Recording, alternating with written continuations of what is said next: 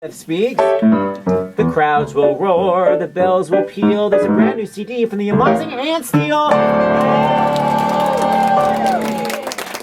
First of all, Aunt Steele, it's the best porn name ever. Your real name is what? Ann Lefkowitz? What's your actual real name? No, that's my real name. How did you get the coolest name Aunt Steele and I have horrible Seth Rudetsky? My mom was always planning. But what was Steele originally? Surely it was changed from something. No. Uh-huh. No, I swear. Sounds defensive. That's my father's name. That's what they all say. But your father's a rabbi, so I don't believe it. Anyway, the point is, Goldberg. All right, so Anna's a brand new CD. I've had her on my show so many times. Such a great singer. But this CD is different because, as far as I know, it's original tunes. Yeah. Mm-hmm. Now, are you one of those Mel Brooks style? I whistle the melody and someone writes everything else? No. I just write lyrics. Oh, and you admit it. Thank you, Madonna. Yes. Co-writer. Really? I can't take that shiz. No, I don't write any music. Okay, so you As of now. I'm not saying I wouldn't or couldn't. I just haven't as of yet. Oh, a caveat. Yes. Okay, so Anna and I have known each other for 1,000 years from, we began knowing each other at Don't Tell Mama, where she sang Up a Storm, and then we started doing which is now called the Broadway Cruise together. So talk about how the Broadway Cruise led to other things. Well, it started out with our family. That's what it was first called. Our Family was the first cruise. It was for gay families, for gay parents and their kids, and quote unquote their friends. So we began doing that. And you were with the group first, Tipping the Velvet, right? Tipping the Velvet. We were a 3-girl group that was sort of like a contemporary Supremes, I guess. Sort and of. I was the Diana and broke out. No, Exactly. No, I'm just kidding. But yeah, I mean, it was all 3-part harmony, like super tight girl stuff. It was great. And then you began coming solo. Mm-hmm. And then what happened with Kelly? How did that whole thing start? So eventually, one cruise, Kelly and I were both finally single. Kelly's one of the founders of Our Family. It's Kelly and Greg Kaminsky and Kelly Carpenter. So you're both single, and did you go on the cruise going, ooh, Kelly's single, I can't wait to wink? No, I just went on the cruise thinking, yay, I'm finally single. And then one night, we just sort of were sitting at the bar upstairs. I was gonna say, I don't know why you're trying to euphemism. I was thinking of the name exactly, the Spinnaker Lounge. Oh, the Spinnaker. And we were sitting there, and her hand was on the seat, and all of a sudden and you it was sat on on top the of seat? Oh, I thought it was one of those that you said. It was on top. All of a sudden, her hand was on my hand, and I was like, "What's happening? What's going on? What are we doing?" And then, sort of. Wait, were you 16? Inside, yes. Aww. Yeah, it felt like that. So that's how you sort of know. Wait, so it began in the Spinnaker Lounge? Yeah, well, sort of. We were just sort of touching hands, and then I was like, "I'm gonna leave." She's like, "I'm leaving too." And then we walked back to the room, and we were in the hall, and I had a roommate. I had Kathleen in my room, and Kelly had Chelsea, her actual kid, who was 12. Yeah, her child. And so we were like, oh, well, okay, good night. And we were in the hall, and we're like, okay, good night. And then we just made out. What? That part of the story. Wait, how many years ago was that? That was 5.5 years ago. And then? Right. When did that happen? 2.5 years ago, so June 2013. So we what's got married. So, my God, my anniversary, wow. Tomorrow. So what's it like? I just realized that. I'm gonna get the little lady something. But what's the difference for you being married as opposed to you guys were just living together or living in sin? We were just checking up. Exactly.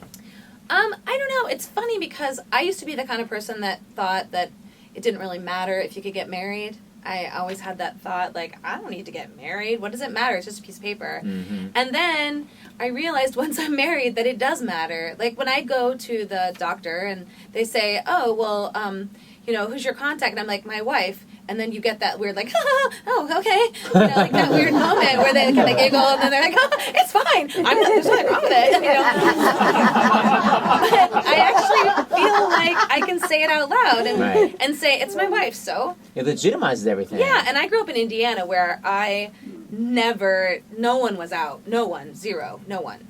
There were certainly gay people. Right. And every time I go home, I think everyone's gay. It turns out they're just like, boring, Indiana housewives. We have Indiana listeners. I'm sure they're all wonderful. They're lovely. I'm from there. I'm a pleasure. But I'm just saying, it's like I think what I always used to when I see now as lesbians, I go home and I'm like, oh wow, everyone here is a lesbian.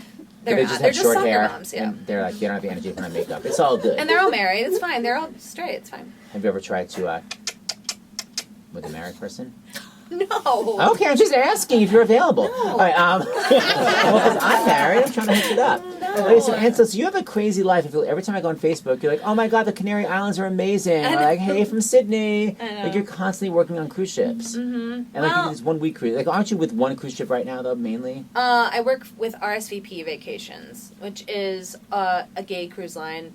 That's for it's a events company that does cruises and riverboats and stuff like that for gay, mostly gay men, but it's also for women too. And what's been the craziest thing that's happened to you on a cruise?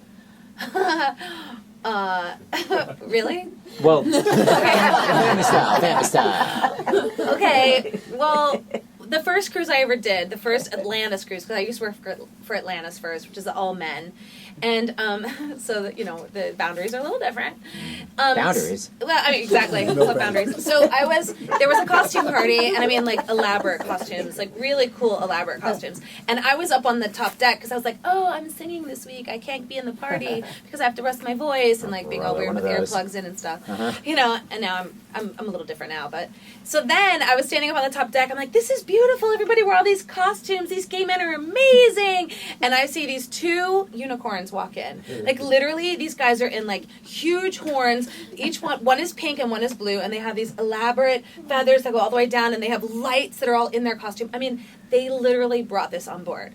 And that's one night. And they walk in and they're like this. They're moving through the crowd, and it's the most beautiful thing. And then they get up it's on the pool deck, and then they get up onto the hot tub, and I'm like, they're amazing. And I'm talking to all the girls that are with me, like all the entertainers, and I go, just watch them. They're so magical. And then they literally start fully doing stuff.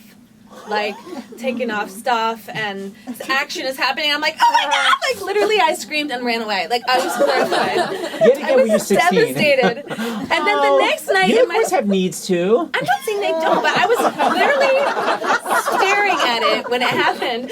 And then the next night in my show, I was like, you guys, last night there were these 2 unicorns on the deck, and they were like, that's us! And they were in the front row. And I was like, this is awkward, because you guys did stuff. And they were like, what? What are you talking about? Was one pregnant? Just asking. I mean, maybe. I don't know. Wait, okay, It was so I've never crazy. seen any of that. That was the first time. That was only the first thing I ever saw. Wow, I don't even know where it degenerated to, but it sounds wonderful. So, first of all, how do we get your CD? We can't go to Tower Records. We can't go to HMV. What's the deal, dear?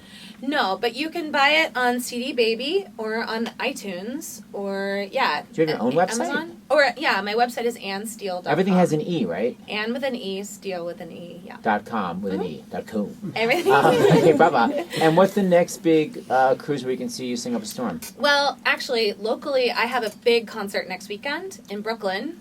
Oh, well, you guys, it's just a train. Relax. Okay. I don't know Everyone's like, I can't go to Brooklyn. I'm like, it's a train. Okay. There's a brand new venue called the Hall at MP, and it's this killer space. It's going to explode, and then no one's going to be able to get booked there. So I'm really excited to be like one of the first people playing there, and it's next Friday. Let's see. October 23rd. Yes, okay. October 23rd at the Hall at MP. You can find it on my website. Ann Steele, Ann with an E, Steele with an E. Mm-hmm. You're also going to be doing a foster care fundraiser in LA. I am for Raise a Child. I'm doing a whole West Coast thing. So LA is November 17th. November 17th. Got it going on. Then I have San Diego at Martinis Above 4th on November 19th. And I have Palm Springs for the first time, November 20th. Wow, my dad and his wife lives there. You'll probably see them. They dress as unicorns. Okay, so we're going to do... that's all good. We're going to do... Is this a song from your album? What are you doing for us live? Yes, it is a song from my album. It is... this is not a song that I wrote. Oh. It was a song that was gifted to me by amazing songwriters named Zelda Sahin and Derek Greger. Gifted, or someone stole it off their piano? No, they gave it to me. I asked them for it, and they gave it to me. And I noticed that you upstaged me by bringing your own pianist. Well, he's amazing. This is Nate Buccieri. He know will be Nate. all over LA and California with me, and he's my partner in crime, so I thought I should bring him. All right, so everyone, listen to Ann Steele. Get her CD, Ann with an E, Steele with an E.com, and here comes Nate Buccieri.